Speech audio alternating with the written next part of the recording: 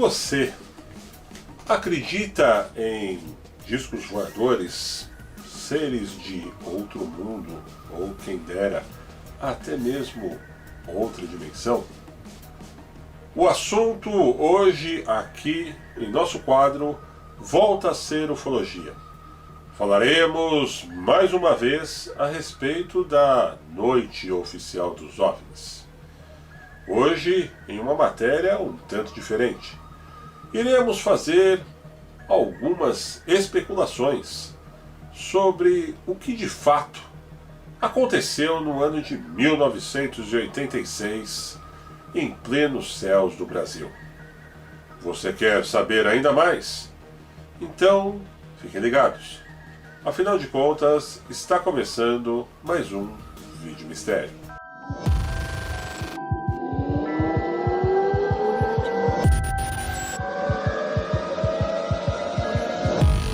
Nós já temos um vídeo explicando tintim por tintim o que foi a Noite Oficial dos OVNIs, cujo esse inclusive eu estou disponibilizando aqui na descrição deste mesmo vídeo ao qual nós estamos conversando neste momento.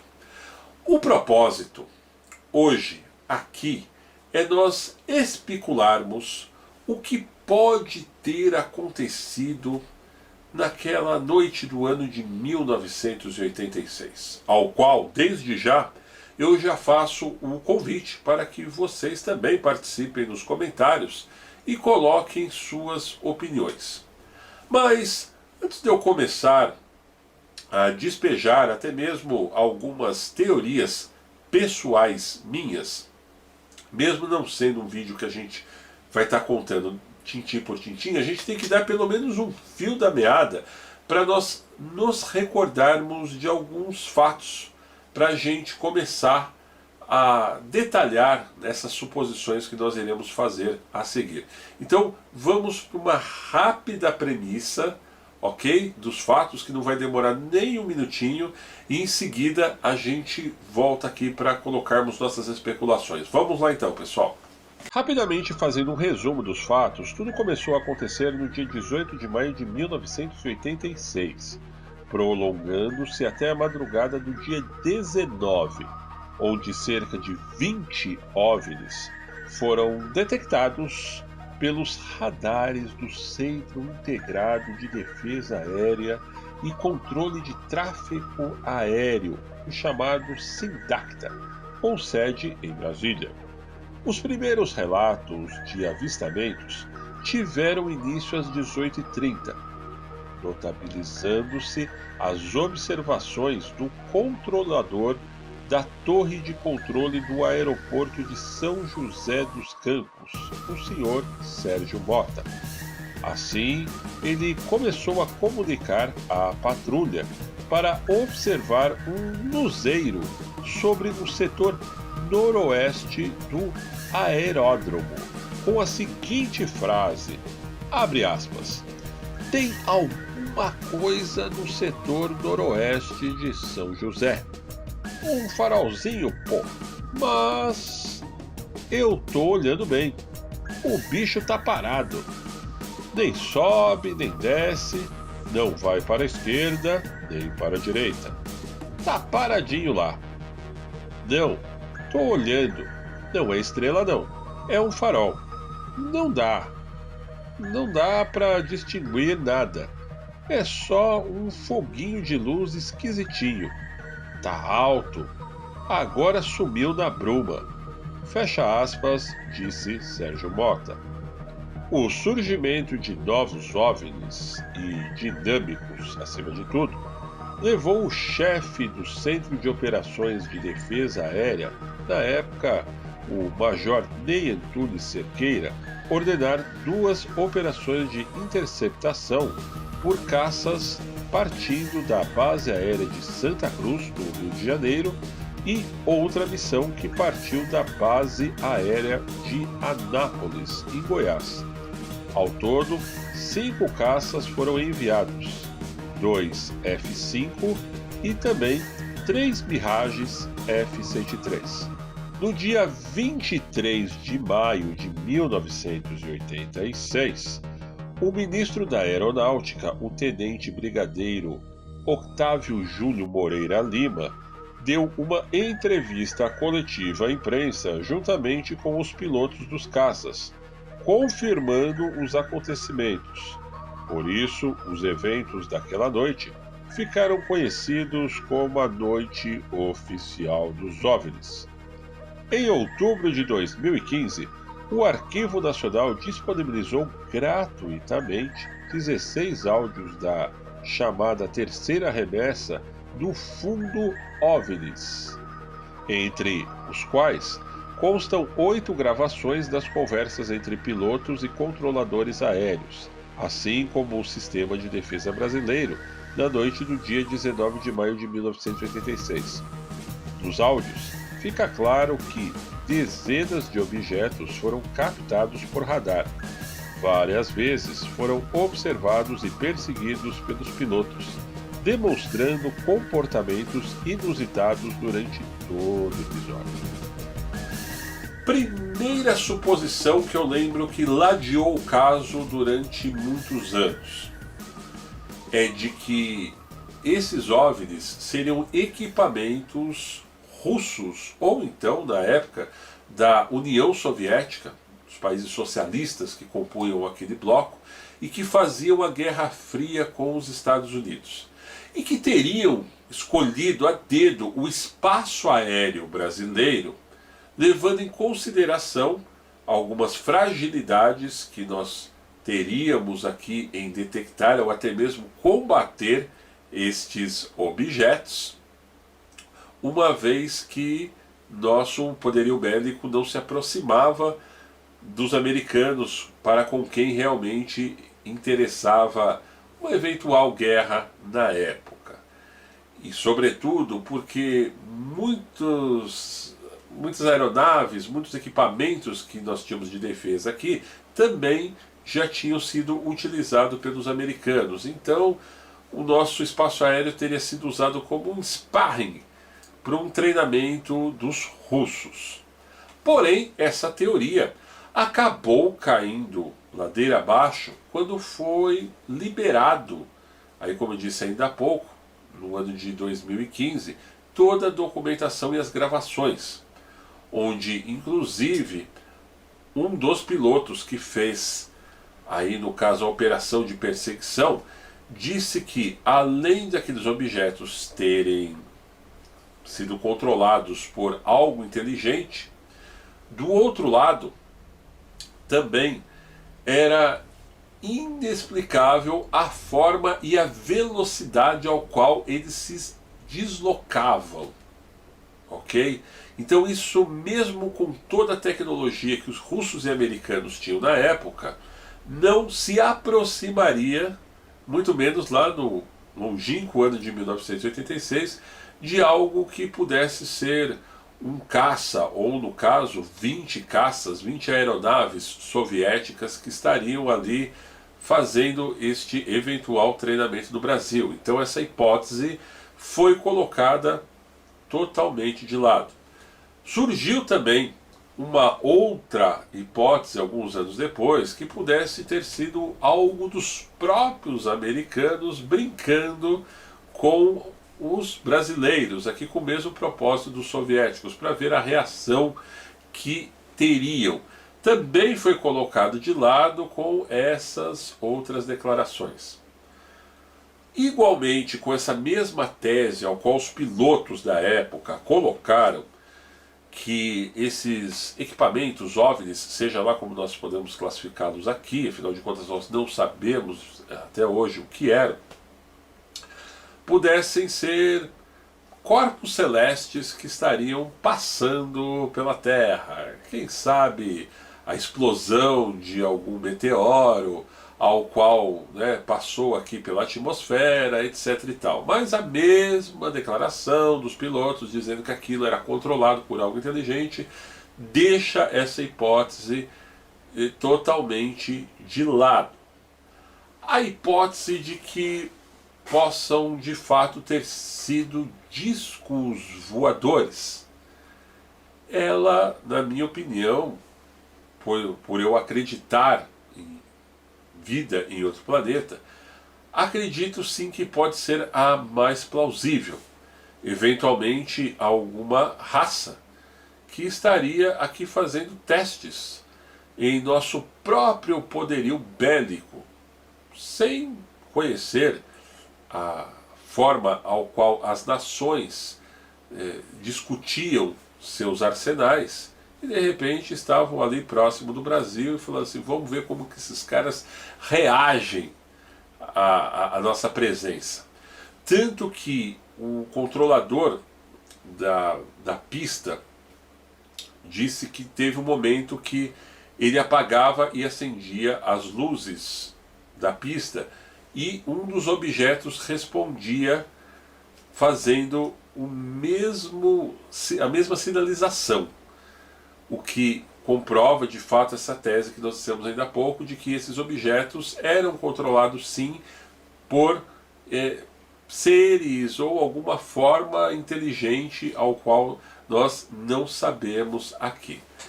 Mas por que necessariamente o Brasil?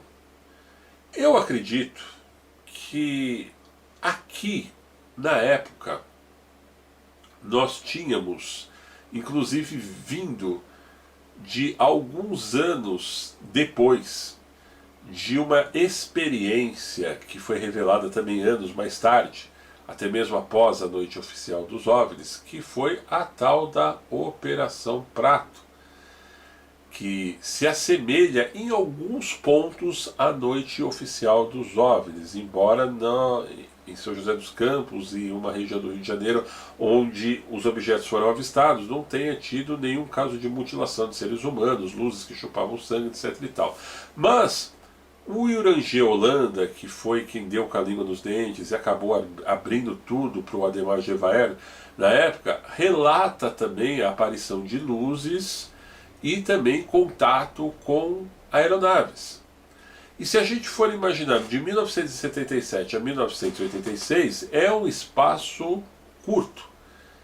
Então, quem sabe até mesmo esses mesmos seres que estiveram lá no Nordeste, lá em Colares, não estariam aqui fazendo um outro tipo de teste.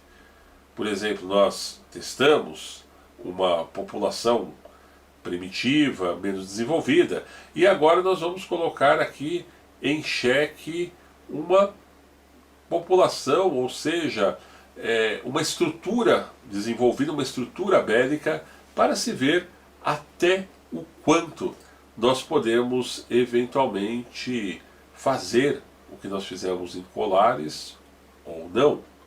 É uma hipótese. Afinal de contas, nós estamos aqui justamente para isso.